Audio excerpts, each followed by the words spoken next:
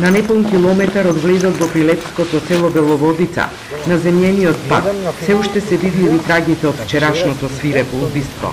Осомничен е 24 годишниот полицаец од Битола МВТ, кој среде белден со 4 куршуми го убил 36 годишниот битолчанец Бекир а потоа го запалил неговото тело. Мотивот засега не е познат. Точно на ова место, на 60 на километри од Битола, на локалниот пат кој води од Плетвар до прилепското село Беловодица, се случи грозоморното убиство. Местото е обележано, а полицијата не дозволува ниту влез, ниту излез од селото. Убиството се случи вчера околу 16 часот, а половина час подоцна случаен минувач пријавил дека на патот кон село Беловодица гори непознато лице. На местото на настанот веднаш излегла полициска екипа која го пронашла изгореното тело со прострелни рани. Од личните документи што биле пронајдени кај убиениот, идентификуван 36 годишниот Бекира од Битола.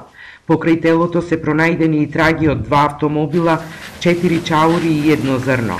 Малкуте жители од Беловодица велат дека не виделе ништо, а сопругот на 51 годишната Блага Мицевска слушнал неколку истрели додека го напасувал добитокот, но не знаел што се случило. Слушнал, 5 пати пукнало. Што сега како било, шо било, не знам. Ами како со пиштол било ли, не знам.